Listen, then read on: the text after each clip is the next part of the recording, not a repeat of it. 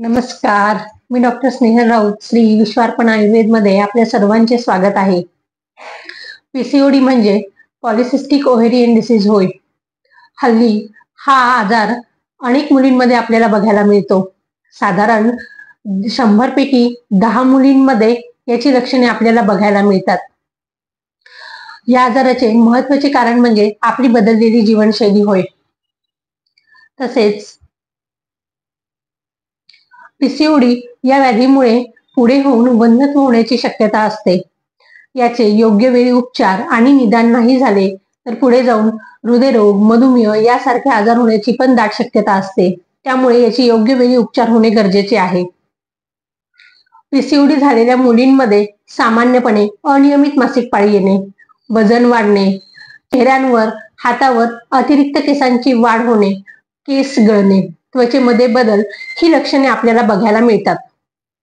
PCOD बरा करण्यासाठी आयुर्वेदिक औषधी व पंचकर्म याबरोबरच व्यायामाचे सुद्धा तेवढेच महत्व आहे. व्यायाम केल्याने वजन कमी होण्यास मदत होते.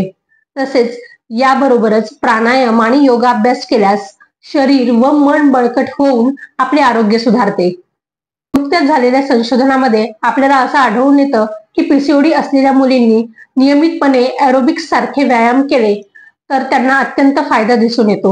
एरोबिक्स मध्ये चालणे, धावणे, पोहणे, स्विमिंग करणे, वेट लिफ्टिंग सारखे प्रकार, दोरीवरच्या उड्या मारणे हे सगळे व्यायाम तुम्ही करू शकतात.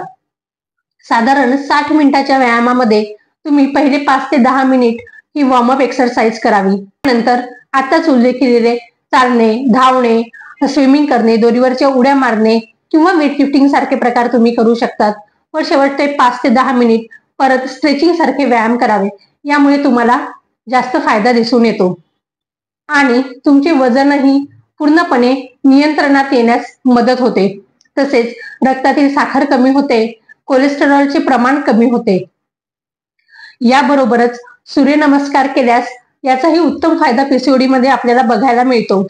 याची सुरुवात 5 सूर्यनमस्कारापासून करावी व हळूहळू ते वाढवित न्यावे. याबरोबरच प्राणायाम केल्यास श्वासोच्छ्वास घेण्याची प्रक्रिया ही सुधारते. योगासनामध्ये तुम्ही बद्धकोणासन, पश्चिमोत्तानासन, धनुरासन, मार्जरासन आणि भुजंगासन ही आसने तुम्ही करू शकता. बद्धकोणासनामुळे पेल्विक रिजन म्हणजे ओटीपोटाच्या खालच्या भागांवर अवयवांवर त्या दाब पडून तिथील रक्तप्रवाह हा सुधारतो आणि मेनोस्ट्रुअल सायकल ही नियमित होण्यास मदत होते. पश्चिमोत्तानासनामुळे पोटावरील आणि मांड्यांवरील चरबी कमी होण्यास मदत होते. तसेच धनुरासनामुळे पाठीचे व पोटाचे स्नायू हे मजबूत होतात. भुजंग आसनामुळे मासिक पाळीतील अनियमितता दूर होऊन रक्तस्रावावर नियंत्रण येतं आणि नौकासन केल्यामुळे वजन कमी होण्यास मदत होतो. मांड्यावरील व पोटावरील चरबी यामुळे कमी होण्यास मदत होते. या प्रकारचे व्यायाम तुम्ही नियमित केल्यास पीसीओडीवर आपण नक्कीच मात मिळवू शकतो. धन्यवाद.